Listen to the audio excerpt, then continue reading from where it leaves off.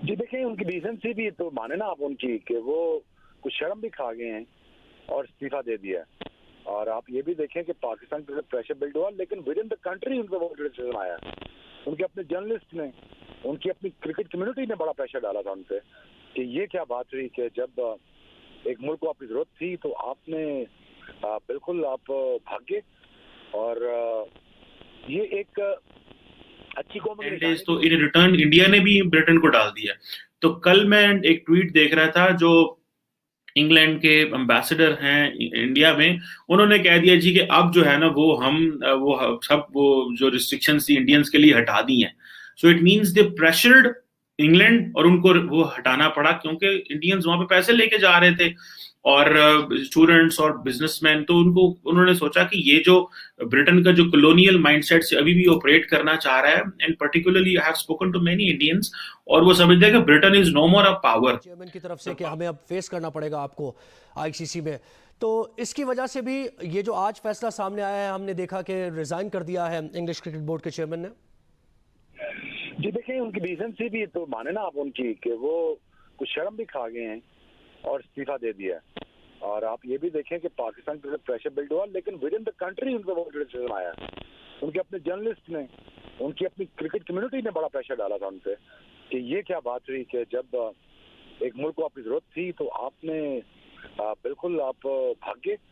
और ये एक अच्छी कौम की निशानी भी होती है जी कि वो अपना ब्लेम अपने सर पे लेते हैं और अपने जिम्मेदारियों को कबूल करते हैं और कहते हैं कि हमारा फेलियर है।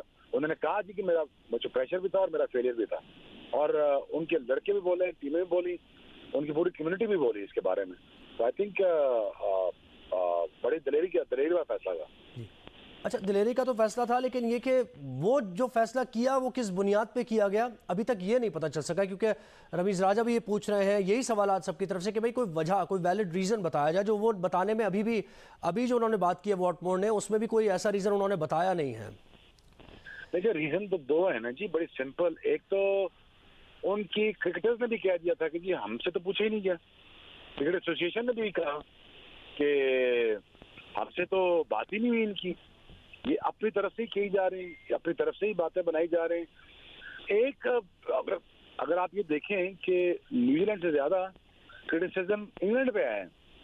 इंग्लैंड के पास कोई रीजन नहीं थी 4 दिन के लिए कि 4 दिनों में आपने पाकिस्तान आना था, और 4 दिनों में ऐसा क्या हो जाता कि आप इतना तूफान बरपा हो जाता। लेकिन उन्होंने ऐसा दुम दबा के भागे हैं ये कि जिनकी वजह से मुझे पूरा पता था कि पूरी इंग्लैंड की कौम जो है और जो जर्नलिस्ट कम्युनिटी है, बाकी लोग हैं, ये इन पे बड़ा हेविली क्रिटिसिज्म करेंगे। और जब क्रिटिसिज्म आता है इन लोगों पे, तो ये फिर लोग फैसला करते हैं, ढीठों की तरह बैठे नहीं रहते, इस्तीफा देते हैं। और देखो ना, इस्तीफा दिया, हमारा कोई बंदा इस्तीफा देता है? इतना क्रिटिसिज्म आता कोई कभी भी नहीं देता। जी। अच्छा शेब, कोई आप बायलैटरल सीरीज देख रहे हैं? वैसे तो अभी T20 वर्ल्ड कप है, उसके बाद ही कुछ हो सकता है। इंग्लैंड को आता देख रहे हैं पाकिस्तान में इन 4, 5, 6, 8 महीनों में? देखें, अगले साल तक ये mark my word, remember my word, दुनिया की टीमें पाकिस्तान आएंगी। हर टीम आएगी, ऑस्ट्रेलिया भी आएगी, इंग्लैंड भी आएगी, न्यूजीलैंड भी रिविजिट करेगी। तो इंशाल्लाह पाकिस्तान का जो डैमेज हुआ, पाकिस्तान का नाम डैमेज हुआ, वो वापस आपको मिल जाएगा इंशाल्लाह। तो आप अपना continue doing a great work जो आप कर रहे हैं, लेकिन आप ये प्रेइंग टू द गॉड यार, इन टर्म्स ऑफ के अफगानिस्तान की सिचुएशन, जो ह्यूमन क्राइसिस आ रहा है वो ना हो। अगर वो हुआ तो वो किसी के पास में रहेगा नहीं।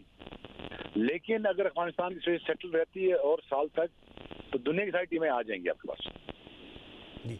अच्छा, और एक बात यहाँ शुएब ये भी कि जो प्लेइंग 11 थी उसमें से भी बहुत से प्लेयर्स ने ये कहा कि उनके लिए भी हैरान कुन था ये फैसला। यानी वो भी ये कह रहे थे कि हम तैयार थे और कोई हमारे पर दबाव नहीं था ऐसा, फिजिकली हम फिट थे, इतना ज़्यादा फटीग नहीं थे, लेकिन अचानक हमें भी ये बताया गया कि पाकिस्तान नहीं जा रही है टीम। जी मैं वही कह रहा हूँ ना आपसे कि किसी से कंसल्ट किया ही नहीं उन्होंने पूछा ही नहीं, अपने तय फैसला कर दिया उन्होंने कहा जी हम जा रहे हैं। तो भाई आप जा तो रहे हैं, किस रीजन पे जा रहे हैं? हमने आपके साथ किया क्या है? स्वाय भलाई के आपके साथ हमने तो कुछ किया ही नहीं। हमने आपका फायदा भी किया, आपके साथ लाड भी किया, आपके पैसे भी बचा के दिए। उसके बाद आपने हमें बिल्कुल बीच राह में आके मारा है आपने।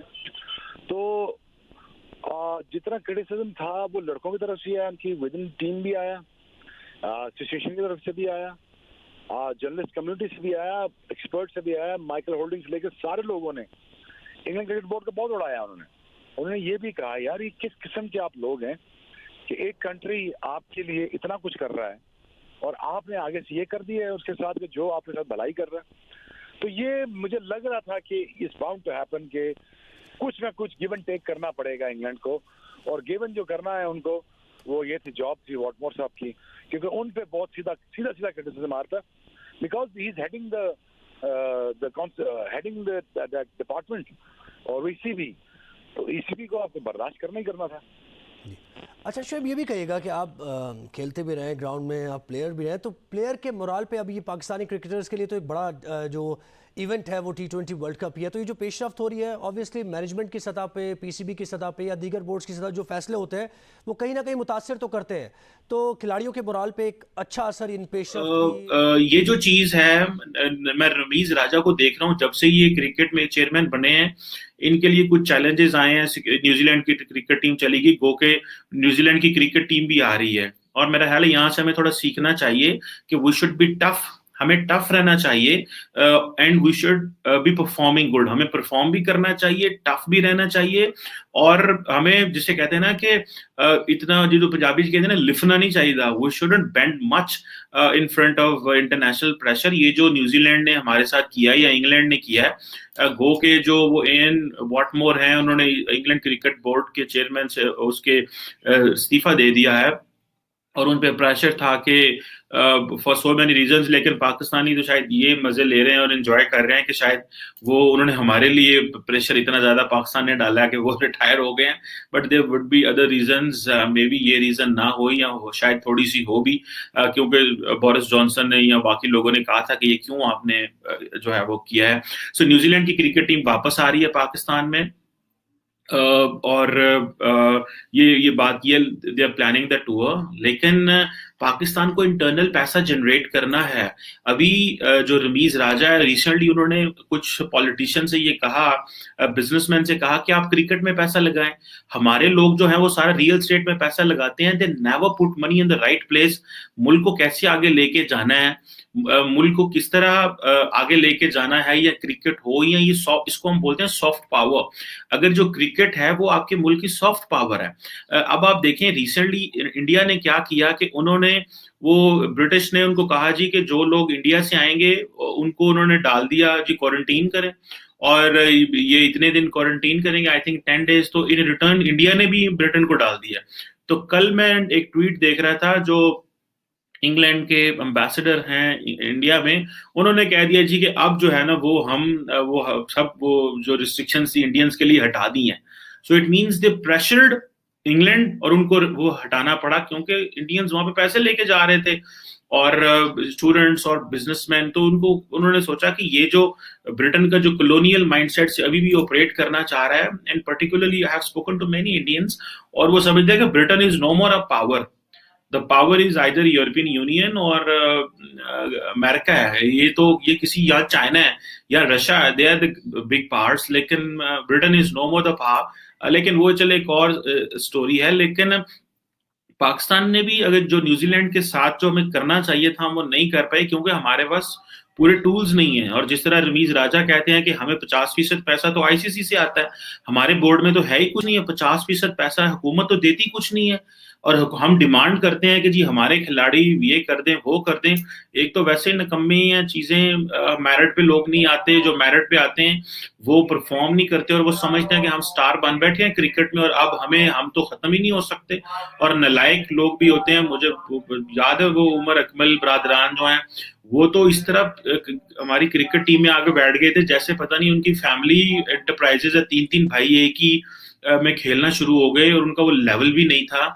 और हमने ये, और इंडिया में देख लें वो किस तरह उन्होंने वो दे प्ले वेल, उन्होंने हर वो जो फॉर्मेट में जीते भी हैं। हमने सारा पैसा भी क्रिकेट पे लगा दिया, सारी एनर्जी भी क्रिकेट पे लगा दी, और इन रिटर्न हमें कुछ मिलता भी नहीं है। और ये हमारा नाम भी कहीं पे रोशन नहीं करते। तो सिर्फ हमें ये शौक होता है कि हमारी क्रिकेट टीम जो इंग्लैंड के साथ खेल रही है जी, अभी फलां मुल्क के साथ खेल रही है, और अभी तो पाकिस्तान चाहता ये है कि चीन को लेके आए।